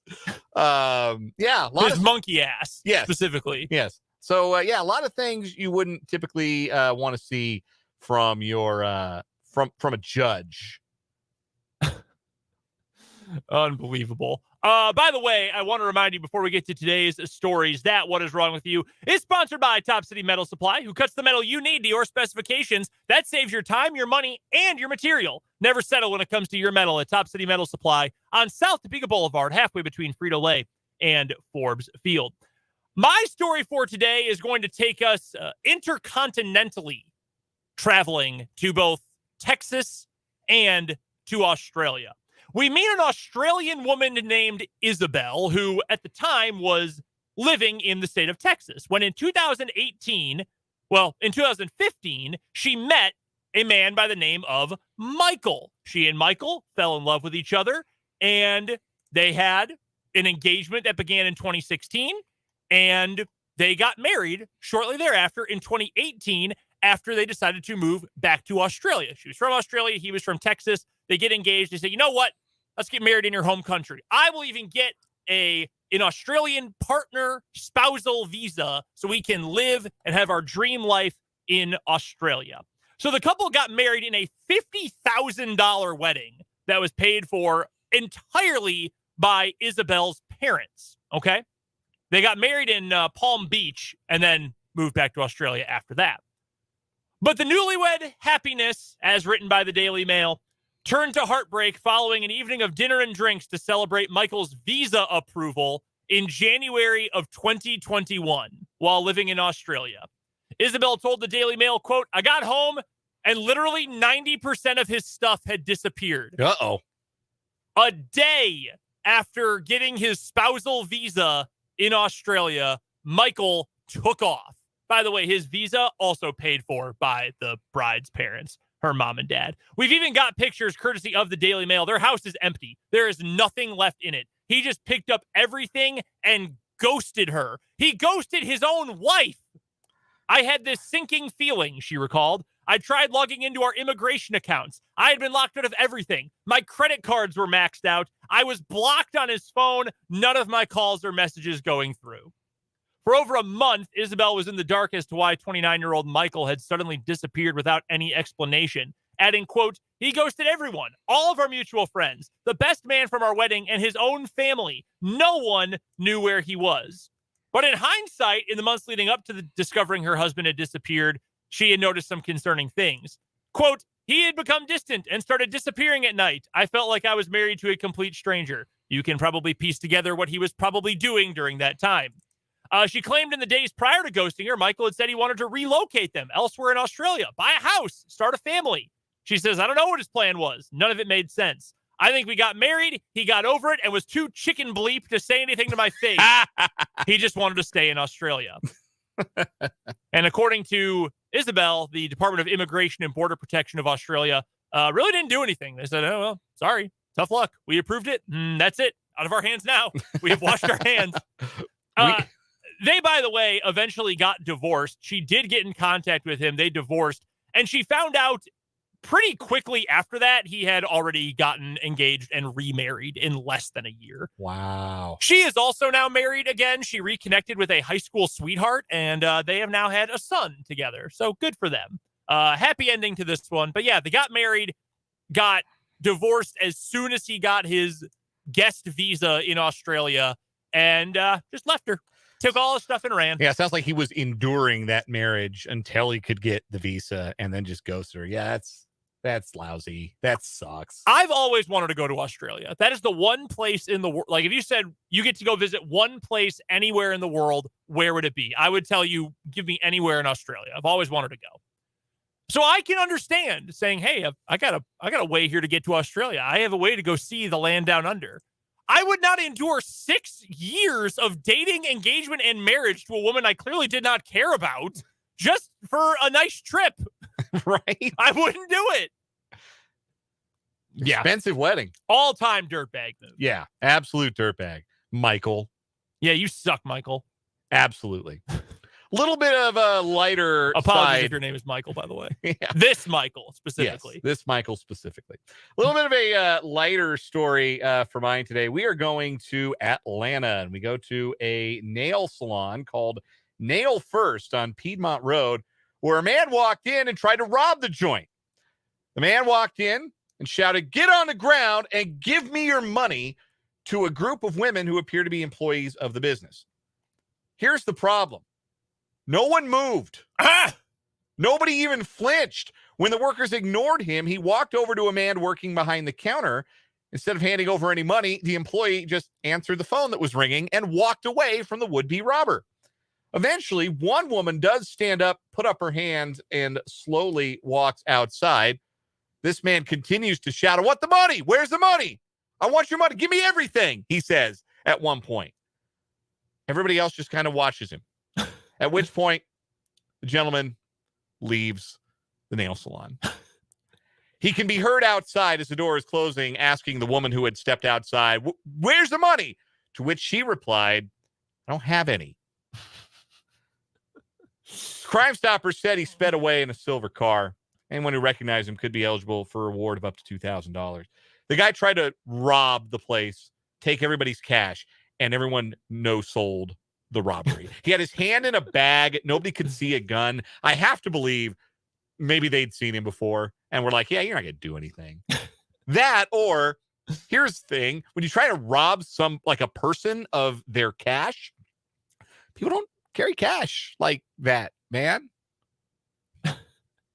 This is really funny. Yeah, no one has cash anymore. I don't ever carry cash. The video is hysterical. This man walks in on a mission and everybody just kind of looks at him like, cool. He's waving his bag around and shouting at these women, "Give me your money." And they just look at him like he's asking them what the weather's supposed to be. "Give me everything," he says at one point. "Everybody give me everything." And no, I'm telling you, nobody moves. Nobody runs scared. Nobody shaking hands, reaching into their purse or their back pocket to grab their wallet. Just, dude, what are you doing? This is awesome. No, good for them. I love these people in the nail salon. My heroes. Every single one of them rules. Never seen anyone nonplussed by a robbery attempt. I think I'd be a little shook if somebody came barging in with a hand hidden, asking me for my money. I think I would probably, though, do the same thing. I would say I don't have any because I don't really carry cash like that. Yeah. Also, if he's not going to actually come after me, then he has no idea that I may or may not have something. Right. He just sort of seemed to think everyone would comply. I don't know. So I think for the "what is wrong with you" element of it, I'm going to pick the loser husband here because the other guy didn't really accomplish anything. He ended up kind of no worse off except embarrassed in public. Right. I don't think either one takes down the TikTok judge, though. No, I think the TikTok judge does survive the day. Of all people who And should the know week. better, you'd think the judge would. So yeah, that gets our vote to advance on. All for some clout. Hey, some people need the clout. They need it to feel whole. To feel alive. I get it. Some people just, they have a need. Follow us on Twitter. The need for TikTok. Yes, please follow us. Please follow us on YouTube as well. Subscribe. That is our winner this week in What Is Wrong With You, sponsored by Top City Metal Supply. That's metal cut to order when you need it at Top City Metal Supply on South Topeka Boulevard, right here in the capital city. Coming up on the other side of this timeout, some news and notes from around the Chiefs kingdom, including, are they actually still interested in DeAndre Hopkins? That's coming up next on 580 Sports Talk. Are you the parent of a 2 to 7?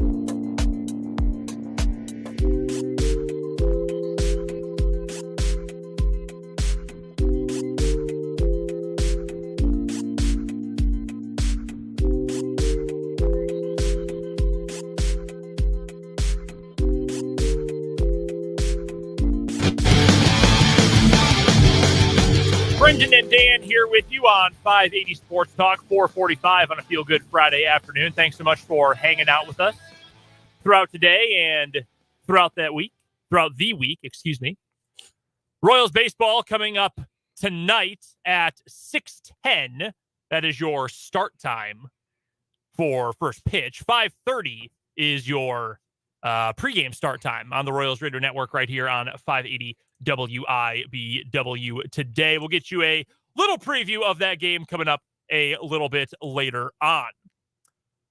The Kansas City Chiefs have not been super busy as of late. Not a whole lot going on in the NFL world, but according to Jeremy Fowler of ESPN, one of their many NFL insiders, they really do have a lot. Like, we all know about Adam Schefter, but they've got like 16 other quote-unquote insiders on their roster too. He gave an update, Jeremy Fowler of ESPN did, on DeAndre Hopkins and his current suitors, which still somewhat includes the Kansas City Chiefs. Here's what Jeremy Fowler had to say. Quote, well, the Chiefs have kept in contact, I'm told, with DeAndre Hopkins' camp. They have certainly some interest.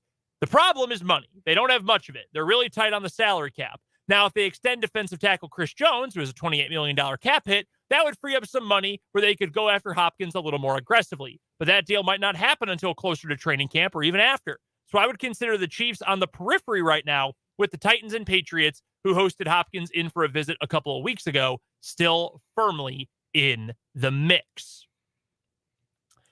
The Chiefs don't have to use extra cap space that they'll generate when they eventually give Chris Jones a contract extension.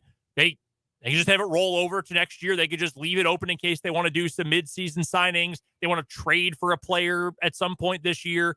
Maybe you leave that extra space open and you just want to keep it as buffer. But I think this is fair to point out that there is a very realistic monetary situation in which the Chiefs could go after him. I still just lean with the belief that it's not something that makes a whole lot of sense roster-wise for the Chiefs. Maybe your argument is, well, the fact that he's different than all the guys the Chiefs have makes him more valuable. I would argue he's nothing like what the Chiefs have because the Chiefs don't want a player like that. Not that he's a bad player. I still think DeAndre Hopkins is good. I really do. But I think the two teams that hosted him for a visit, I think there's a reason they tried to bring him in, and I think both make a lot more sense for him right now than the Chiefs do, especially the Patriots. That, to me, feels like the best option. I'm starting to wonder just how much the rest of the league thinks Hopkins has in the tank, because wouldn't he have a home by now if teams were convinced that he had some juice? I mean, his yards per catch last season was tied for a career low. He's played just 19 games out of a possible 34 over the last two seasons. Although, again, some of that was not injury related. It was PED suspension related. He's entering his 30s. He hasn't had double-digit touchdowns in a season since 2018. I just am starting to wonder if maybe there's a perception around the league that what he's asking for or what he's going to demand is not going to be worth the headache because that's not the player you're getting. That the player that DeAndre Hopkins thinks he is not the player he's capable of being any longer. How good do you think he can be? Like, if you give him, okay, for example, if you gave him one of the quarterbacks for the teams that we just mentioned that have hosted him for a visit, Ryan Tannehill, Mac Jones, how good do you think DeAndre Hopkins could be with one of those teams? I don't know if he's a 100-catch guy. Is he a 1,000-yard guy? I don't know if he's that either. I mean, he wasn't on pace for that. He was on pace for that last year, but he was literally all the offense that Arizona had. They were force-feeding him the football at the end of last year when it was Trace McSorley and David Blau or Tom Tupa or whoever it was throwing him the ball. He had it. All right, so here's a great piece of perspective for you. In 2017, he was a first-team All-Pro and was top 4 in vote getting for Offensive Player of the Year. He had 96 receptions that year. This past year, he played in a whopping 9 games and had 96 targets and caught 2/3 of them. They were doing everything possible to get him the ball as much as they could. That is very funny. He was on pace this past year let me divide these numbers up really quick, multiply it out. He was on pace, Dan, for 121 catches for the year. He played 9 games. Yeah. He has never had that many in a career before. And he's played with Kyler Murray. He played with the good years of Matt Schaub. Like, he's been with decent quarterbacks before, and they were doing everything they possibly could to get him the ball. I think he would get 1,000 yards, this year if he was on either one of those teams. Really, because they have no other option. Yeah, I don't know who else Tennessee's throwing to, unless Traylon Burks has a year 2 leap in him. And I guess I don't really know who else New England's throwing the ball to either. But there's a difference between, like, he's got 1,000 yards because he's all we've got, and he's got 1,000 yards because he's uncoverable. Yeah. Because he changes games, because he changes the way you have to game plan against us. Like, is he still that guy? Because he would not be the only receiver to hit 30 and 31 and then just not be the guy that he used to be. Julio Jones is a contemporary who, once he got into his 30s, has not been the same player. And there have been, is it 2 different teams? Because he went to Tampa Bay last year. And Tennessee the year before that. And did not go well at all in Tennessee. No. Well, wasn't all that great for him in Tampa Bay last year. No, I know it wasn't. And I know he's dealt with some injuries there too. But again, so has DeAndre Hopkins. So I really feel like the DeAndre Hopkins thing is less about Hopkins at this point, kind of taking his time and figuring out where he wants to play, and the interest in him just kind of being lukewarm. Because if you bring in a player with the resume of DeAndre Hopkins, but he's not ready to admit maybe that he's not the 2018 DeAndre Hopkins, where he was 3rd in Offensive Player of the Year voting, or he had 3 straight years from 17 to 19 where he was first team All-Pro. Like, if he's not that guy anymore, and I would bet that he is not that guy anymore, but if he thinks he's that guy, do you want to bring him into a situation where he's going to act like that guy? Particularly if you've got a quarterback who thrives on being able to spread the ball out in the way that Patrick Mahomes does. So DeAndre Hopkins is a good route runner. I wouldn't say he's great, but he's a good route runner. And you can use him as a, 7 to 15 yard receiver. I mean, you can use him in that part of the field. But when he is at his absolute best, what is he doing? He's going vertical. He's going up and getting the ball. Look at the best offenses, for example, in the AFC. The Chiefs. How do you defend the Chiefs? You take away the deep ball. You play too high. You try to eliminate the deep threat, the explosive play, as much as you possibly can. The Bengals, they love to go deep because they've got T. Higgins, who already is a great jump ball receiver. They've got Jamar Chase, who's an elite young receiver. They've got Boyd, who is as vertical of a slot threat as you're going to get. They want to go vertical. How do you defend that? More too high safeties. The Bills, Josh Allen has a laser rocket arm hand cannon. What do you do to try to defend them and limit their offense? Take away the deep ball. Throw too high safeties. Do some sort of look to take away those deep threats. So if you're a great offense, like the Chiefs, for example, do you really want to add a player who's at his best going vertical and jumping for balls when every other team in the league is trying to take that away from you? That doesn't make a whole lot of sense. No. And I just from a roster building perspective, you want guys who are able to take advantage of those defensive looks. I don't know that that's Hopkins' best skill. Whereas I feel like New England, which needs someone, like they've got Devontae Parker and like 16 tight ends. They need someone who can catch the ball outside the numbers. And Bill Belichick has been willing to take some chances on veteran receivers, and sometimes that's turned out really great, and other times that's been Chad Ochocinco. Yeah. Yeah, it happens sometimes. I think he'll put up decent numbers wherever he ends up, but I would be shocked if it wasn't one of those two. On the It Needed to Be Said podcast. I have not seen a lot of quotes from the It Needed to Be Said podcast, I must confess. Ironically, it usually does not need to be said. But he said he thinks Andy Reid might be the greatest coach of all time. Now, Andy Reid saved Michael Vick's NFL career, and to a degree, maybe part of his life. I don't want to go overboard, but Andy Reid had a profound impact on the adult life of Michael Vick. That's a good way to put it. But 2 Super Bowls, Vick points out 5 NFC championship games in a Super Bowl appearance. He will pass Don Shula in all-time, or George Halas, I think it is, in all-time wins this year. He's going to end up either third or fourth on the all-time list. Mhm. He's going to, if he wins another Super Bowl, he's not going to get 7 like Belichick, but if he wins another Super Bowl, he's going to finish second or third all-time in wins, likely only behind Belichick. And what's he at now? 10 conference title games all time? I believe so. 9 to 10, yeah. Yeah, 5 Super Bowls. Yeah, not a lot of coaches who can match what he has done, and not many at all who can match the level of success in 2 different places that he's had. Like, it's basically Mike Holmgren, fittingly enough, because he is one of the coaches who mentored Andy Reid, and Andy Reid. Like, that's about it, who have succeeded on that level in 2 different places. Absolutely incredible.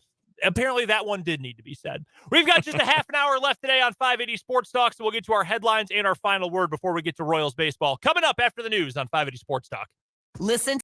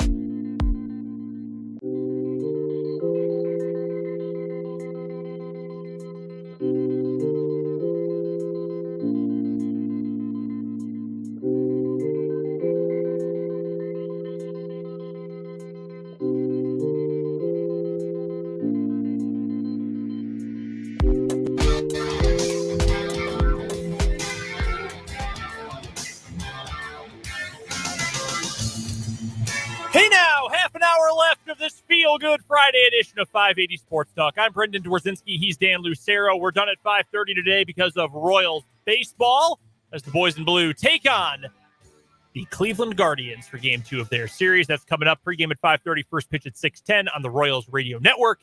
We will take you right up to start time today. We're back with a full show coming up on Monday. Next week is the All-Star break for baseball, so our final games of the first half of the season are this weekend. No baseball games that count at the major league level Monday through Thursday, but Big 12 football media days next week, Yes, Wednesday sir. and Thursday. Dan's going to be there. Jake is going to be there. They will be our entourage down there in Arlington. Going to be talking to a bunch of players, a bunch of coaches. Who knows who all else is going to be there? Gonna try and get the Old Trapper beef jerky guy if he's there this year. Yeah, we'll talk to him. Couldn't talk to him last year. He was too busy glad handing Gundy. I'm going to request a bag of beef jerky. Okay. If you could grab one for me, or like if there's extra, grab 7 or 8. Just scoop them on in and bring them back. It is good beef jerky. It Old is. Trapper and the Big 12 are not paying me to say this, but Old Trapper beef jerky is gas. Like, it's really good. No free ads, but if it's good, I'll talk about it. Yeah, if you wanted to grab one of those and bring it back to Topeka for me, I really appreciate that. I'll certainly do what I can. You know, I how got to much bring enough back. Like, my wife really enjoyed all the free beef jerky. I probably brought I home like, remember you telling me that. I brought home like 4 or 5 bags last year. My wife's like, this is really good. It's a great snack. It It's is. filling. If you're paleo, there's no carbs, or have diabetes like me. Either one. No carbs. It's great. It's delicious. But no, it's going to be a lot of fun for the guys down there. So we will have plenty of content coming up next week. While Dan is down there with Jake in Arlington, Fulton will be on 580 Sports Talk with me, and Jake and Dan will be doing Mic'd Up while they're down in Texas. It's going to be like a Freaky Friday kind of thing, except we're going to do it for most of next week. So not quite that freaky, but We did mix it up a little bit draft week this year. We did. Jake and I partnered up. We did a little Freaky Friday for draft week, and we'll do some Freaky Friday for Big 12 Media Days. And you can rest assured, folks, because there's nothing else going on in the world of sports. No. Those 2 days. Not a damn thing. No, not a single thing. There's no Royals games. There's no nothing. Any audio we can get, we're going to play it for you. If I can get 5 minutes with Kalani Sataki, we're going to play it for you. Hell yeah, we will. Honestly, I am certainly interested in hearing from the new guys. Oh, yeah. Like- No, I want to hear, like, I'd like to just hear from their, like, representatives, anybody from those Sure. schools. I'd love to hear from, what's this like? Are you excited? Like, what do you think of the Old Trapper beef jerky guy? Like, all of the impressions I'm looking for from our Cincinnati, BYU, UCF, and Houston contingent. But obviously, we'll hear from the KU contingent, the K-State contingent. KU's there day 1. That's Wednesday. Mm-hmm. And then K-State is there day 2. Now, we may not have it's going to be the schedule's kind of funny. So we may not actually get to talk to the KU contingent until the afternoon on Wednesday, but we'll also have some interviews on Friday that we'll probably play for you as well on the family of programs on 580 WIBW. Definitely grab a Holgo if you can. If you can get Dana, get him in his gravelly Red Bull doused voice on the air. I'm gonna just get a couple of Red Bulls and just set them on the corner of the table. Dana, this one's for you. Extra ginseng. Dana, you're in my D tier of Big 12 head coaches. Would you like to comment? He would say multiple words that you cannot say on the radio. I don't give a. No, I don't care about a tier. Who the hell are you? Tier this. Got to get him on the air. So that is coming up next week here on 580 WIBW. Right now, before we get to Royals baseball, let's get to our 580 Sports Talk headlines to wrap up the week. Let's, in fact, start with the Royals. We didn't talk a lot about last night's game because they lost, and frankly, it sucked. It was a very bad game, and one that if you're a Royals fan, you probably wanted to forget about as soon as possible. Christopher, in the YouTube comments earlier today, with one of the more dark, definitely one of the darkest poems that we've gotten from our pal the Bard. Easily. An offense completely inept with a pen that is hardly adept. 100 win chances gone. 100 losses spot on. In a tub with a toaster, I wept. That is, yeah. I mean, look, man, I get it. They stink, and it's been hard to watch, and we've got almost a half a season left. One good thing, though, my guy Eli Morgan got the dub. Yeah, good for him. Yeah. Awesome for him. Having a great year out of that Cleveland bullpen. That's pretty cool. Very cool to see. So your pitching matchups for tonight and the rest of the weekend, it'll be Daniel Lynch versus Aaron Savali tonight, each pitcher with their first appearance against the opposing team on the season. Brady Singer versus the rookie Gavin Williams coming up tomorrow. And then the Royals have not announced their Sunday starter yet, but it will be the former Cy Young Award winner, Shane, not Justin Bieber, coming up for Sunday's series and first half finale. Look, I would love to say the Royals get one of these. They've got 3 more games before the break. I would hate to see them go into the break on, what would that be, a 7-game losing streak? Yeah, that'd be rough. But this week has been an abomination, man. It has been horrific. Just awful offense, bad bullpen days, bad starts. It's been as bad as it has been for the Royals all year over the last week. And, the hardest part about that is a weekend ago, it was, hey, they beat the Dodgers. They beat the Dodgers. The weekend before that, they split with the Rays. All right. There's at least some positivity. Nah, man, this has sucked. This has been brutal. They're working for the weekend, apparently. Never mind the midweek. They're working for the weekend. Yeah. Shout out to Loverboy. But those are your pitching matchups. And again, first pitch at 6:10, pregame at 5:30 on the Royals Radio Network, right here on the Sports Voice of Kansas, coming up tonight. All right, I'm going to, for my first 5A Sports Talk headline today, go to my favorite headline of the day. Tom Brady took a bath on crypto. How much money did Tom Brady lose in crypto? Millions with an M. Tom Brady lost millions in the collapse of cryptocurrency company FTX, for which he served as an ambassador. New York Times reported on Friday. FTX is the one that went under. The guy who founded it was lying to everybody about how stable his cryptocurrency was. They had an arena sponsorship that in Miami that they had to do away with real quick. I don't believe their logo patches are still on the umpires. I guess I'm not paying close enough attention, but their logo was on the every Major League Baseball umpires garb. They were really out there, and then they were really not out there. Under an agreement the retired NFL quarterback made with FTX in 2021, Brady received $30 million in now worthless stock for his work pitching the company in television ads and at its conference. In step with him at the time was his then wife, Gisele Bundchen, who received $18 million in now worthless stock. FTX filed for bankruptcy last November. Former CEO Sam Bankman-Fried is facing federal fraud-related charges. Both Brady and Bundchen are being sued by FTX investors who want repayment from celebrity endorsers. Others who have been sued in this case include Shaquille O'Neal, Steph Curry, Naomi Osaka, and Larry David. What a group. Larry David had that incredible ad during the Super Bowl, which proved to be prescient. He really did not know what he was talking about. Yes. Shaq was dodging this lawsuit for 6 months. Yes, they could not serve him. They served him at the Eastern Conference Finals. Yeah. Can you imagine that? I think they actually ended up serving him at the formerly named FTX Arena. Yeah, I believe. Very funny. Extremely funny. Anyway, no word on how much this financial loss may have contributed to Bundchen and Brady divorcing a month before FTX went bankrupt. But FTX was valued at $32 billion and now has no value. So I hope this teaches celebrities that just because they give you a big fat check, you shouldn't necessarily endorse it. I hope this teaches everybody a lesson about this funny money. If you can't take it to the store or use it to fill your gas tank, it ain't real. Don't invest in it. It's funny money. It's not real. Yeah, it never smelled right to me. I'm not Mr. Finance over here. Not Mr. Dollar Bill y'all over here. Dan, Susie, Orman, Lucero. But I like to think I know a scam when I see it. And nothing in my lifetime has smelled as scammy as, all these famous people are doing crypto ads. I hope they lose all their lawsuits. The Steph Curry one too is look, I'm a moron and I can still invest in it. Look at how easy it is. Yeah.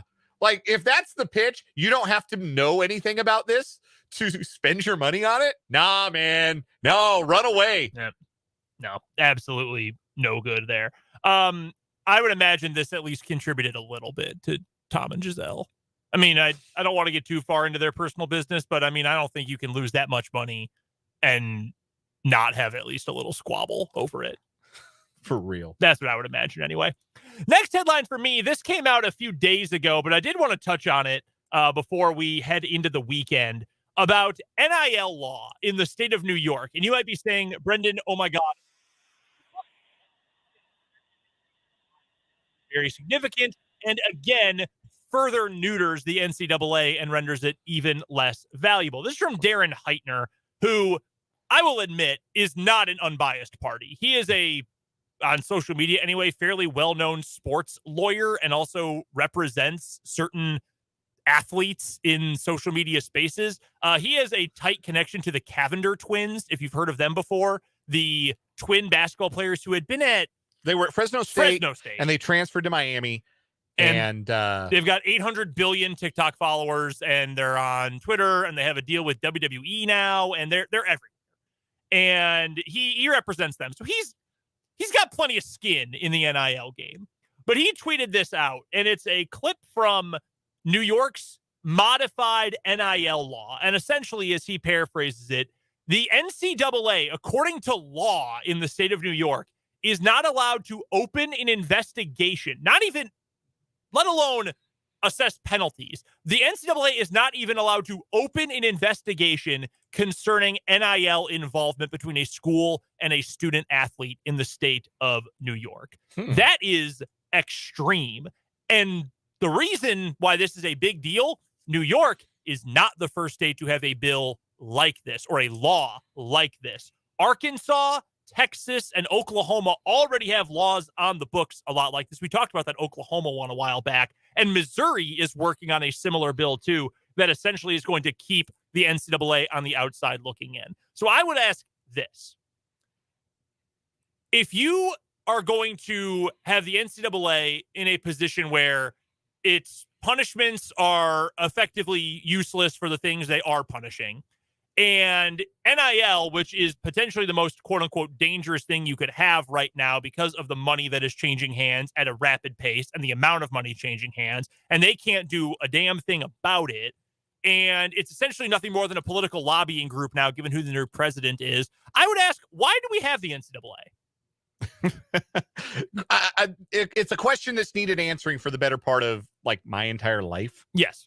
On a century, depending on your perspective on the history of college athletics. I would imagine those 5 states I just mentioned, New York, Arkansas, Texas, Oklahoma, Missouri, they will be just the first of maybe all 50 states getting involved here and saying, yeah, if we didn't know we could do that. We can keep the NCAA out of our business. KU and K-State can avoid any sort of NCAA scrutiny with their NIL dealings. If we pass this bill, if I'm in the legislature, hell yeah. Get Charlie Baker out of my face. Anything that has Mark Emmert's stench on it, get it out of here. I think every single state should follow this. And it makes me think it's probably time for the NCAA in its current form to close up shop. Yeah, I've been thinking that since NIL became a thing. Mm-hmm. So what do? They schedule the NCAA tournament. They lobby on behalf of their members. Nice. Awesome. They throw championships. Yeah, they hold championships. Okay, sick. Let's call Jeremy Holiday, see if K-Show will put something together. Like they put on championships too. Good ones. And they actually are trying to act in like the best interest of their members, best interest of the members and their schools. athletes. Yeah. Oh yeah. That just this month or within the last month, Keisha passed a rule that benefits student athletes in the state of Kansas more than any rule the NCAA has passed in the last decade. Yeah. That is a fact. If you told me right now, I want to petition to get the NCAA to shut down forever and we will have a new structure for setting up March Madness, I would say, cool, I'm in favor. I don't even need to see a plan. Just go do it. Next headline for me, follow-up to our biggest story from yesterday. Upon video review, the ruling on the court of a flagrant foul charged to a member of Victor Wembanyama's security team against pop star Britney Spears has been overturned and changed to a common foul. No charges will be filed following a brief investigation into the altercation. involving Spears and a member of Wembanyama's security team in Las Vegas. Police reviewed the surveillance footage with the report noting that Spears hit herself in the face accidentally when a security guard pushed her hand away. Spears had filed a police report alleging battery and saying she was struck in the face by the security guard, but the Las Vegas Metropolitan Police Department said its investigation is over and that no charges will be filed against the person involved. So TMZ got the video because, of course, they did. Of course. And like Britney Spears is hustling to try and get Victor Wembanyama's attention and comes up from behind him and tries to tap him on the shoulder, or as close to a 7'3.5" person shoulder as you can get when you're 5'4". And there is a quick and instantaneous reaction by the security guard to remove the hand because, like, I kind of get that. Like, somebody runs up from behind the person you're trying to protect and touches them on the back. Like, that is certainly your instant reaction. Yeah. I don't think you have time to look and say, oh, wait a minute. This is international treasure Britney Spears. This is the woman responsible for I'm a slave for you. I should probably be gentle, and she probably has good intentions. No, you don't have time to make all of that calculation. You got to protect your guy. So the security guard kind of swipes at Britney's hand, and it does look like the hand recoils because the security guard much stronger than Britney Spears. And her hand does appear to recoil and kind of catch her in the face, which is unfortunate. And I wish none of it had happened, but I can kind of see why there are no charges being filed. By the way, I did a little digging. Britney Spears, I think, is a hoop head. I think she loves ball. Yeah? She has a full-size basketball court at her home. I saw it. I think she played. I think she played high school basketball. I have a picture up. This is not creepy. It's from Yahoo. I have a picture up in front of me right now of her in her team photo from 1997 when she was in high school. In between whatever Mickey show she was on. Mickey Mouse Club. Yeah. Between that and the release of Baby One More Time, she was on her high school basketball team. Can you imagine being like, hey, coach, sorry, I can't come to practice. I'm about to go tour Europe promoting the biggest pop song since Michael Jackson. Right. Get some workouts in. All right. No, I do. I can imagine that during the many years of unfair confinement to her home, maybe she subscribed to NBA League Pass. Maybe. Probably had plenty of time. Yeah. Ball's life. I get it. So funny to think, oh my God, I've been waiting to see Victor Wembanyama for so long. She went back to Las Vegas to watch Summer League. She's grinding Summer League tape. she's third row right now watching whoever the Nuggets are playing in the Summer League. Vividly remembers that time Denzel Valentine hit a 3 to win the Summer League championship. She has thoughts on Peyton Watson's fit in the defending champs rotation next season. Awesome. I hope this is like Britney Spears go on the Hoop Collective. Real quick final headline for me. We haven't talked about this a lot because they're not really in our coverage zone. There's a real problem going on at the University of Georgia with their football team in the sense that they keep committing crimes. Yes. And not like, well, I mean, the biggest one that we all know about, which resulted in death. That was obviously a horrible crime. They just keep speeding. Like there's street racing and speeding, and it just keeps going on. Most recently, freshman linebacker Samuel Mpemba was ticketed on Wednesday, going 88 in a 55. What are you doing? Slow down, man. All these dudes are doing this. Marcus Rosemary Jacksaint, excuse me. He was driving 90 in a 45 back in May. What are these guys doing? People died with your teammates doing this stuff. They need to get some NIL from some more sensible manufacturers of vehicles. No kidding. Kidding. Maybe stop giving them Dodges. You are getting Honda Accords. Like, that's not a joke. And Pemba was behind the wheel of a Dodge. Oh, my God. And as a Dodge owner, I can confess they are very tempting to drive fast. But, like, be smart, man. Stop speeding. Stop committing crimes. Don't do it. That'll do it for our 580 Sports Talk headlines. We'll wrap up the week with the final word next. The Power to